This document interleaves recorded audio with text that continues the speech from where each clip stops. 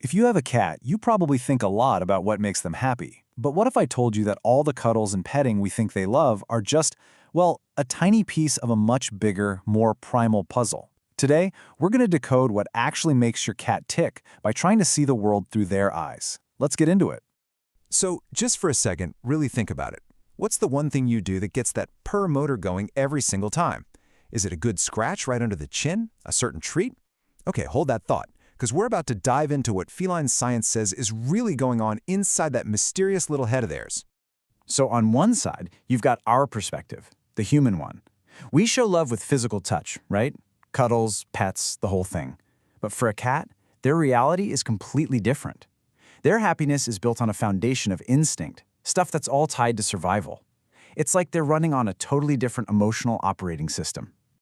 And this right here, this is the key to everything we're going to talk about. This quote gets right to the point. Sure, affection is nice, but what a cat really craves, what truly fulfills them, is getting to be that tiny, perfect predator they were born to be, even if it's just in your living room.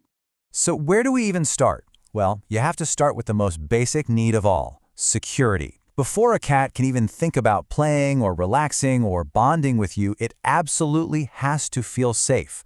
So let's look at how they build their own little fortress of comfort right in our homes.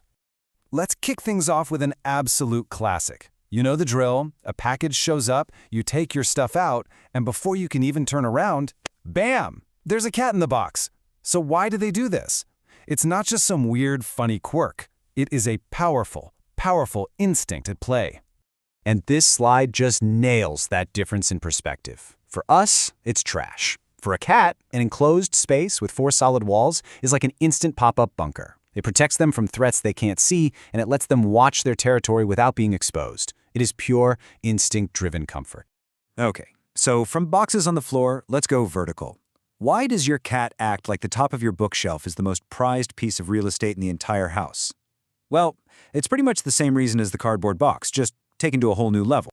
It all comes down to this really important idea called environmental control.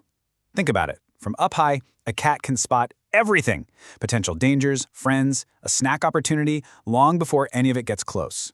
This vantage point isn't about them feeling superior, it's all about feeling secure. It just melts away their anxiety and builds up their confidence. And the last piece of the security puzzle is hiding. You know, when your cat disappears under the bed for a while, they're not being antisocial or giving you the cold shoulder. They're actually managing their own stress. These little private hideouts are absolutely crucial for them to decompress and recover from too much noise or activity. For a cat, being alone is a form of self-care. Okay, so once your cat feels safe, once that security need is met, what happens next? Well, that's when their other major instinct kicks in, the hunt. Now, for our indoor cats who get their meals in a bowl, that intense drive still has to go somewhere, and its main outlet is play. See, play isn't just random fun for them. It's a critical simulation of the real thing. When you're wiggling that wand toy, you're kicking off an entire hunt sequence in their brain. There's the stalk, the chase, the pounce, and each one of those steps releases these powerful brain chemicals like adrenaline and dopamine. And then, finally getting to catch the toy gives them this deep feeling of satisfaction that's just essential for their mental well-being. And here's the really incredible part. It doesn't take much. We're talking just 10 minutes. That's it. 10 minutes of good, focused, interactive play each day is enough to satisfy that core hunting instinct. It can prevent boredom, it can stop all kinds of behavioral problems, and honestly, it's one of the best things you can do for your cat. But, you know, hunting isn't always about a high-speed chase. A huge chunk of a predator's life is just observation. So giving your cat a good, safe perch by a window is literally like giving them their own personal live-action TV channel. It's got birds, squirrels, leaves blowing in the wind. It keeps their hunter's mind sharp and entertained for hours. So we've covered security and we've covered hunting. Now let's dig into something a little more subtle. How a cat actually experiences the world through its senses. Because, let me tell you, it's happening on a totally different frequency than ours. This table really just says it all. I mean, look at this. We see an empty corner, a cat senses tiny changes in the air currents, and hears sounds coming from the pipes inside the wall.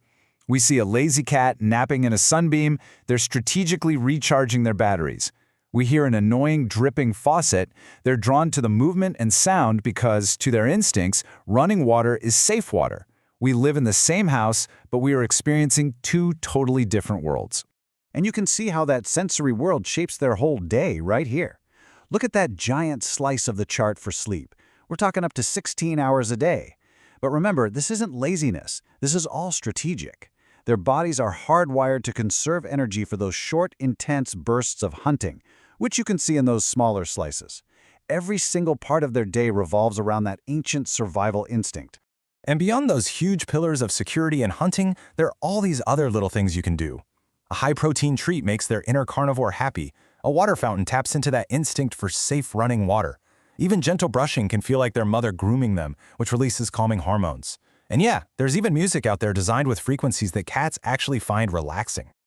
So when you put it all together, what's the big takeaway here? We've talked about security, the hunt, their sensory world. And the crucial point is that all of this stuff, from a simple cardboard box to a 10-minute play session, isn't just a nice-to-have. This is the language of cats. Supporting these instincts is, without a doubt, the most powerful way you can show them that you love and understand them. And that brings us to the final and most powerful thought. Cuddles are great.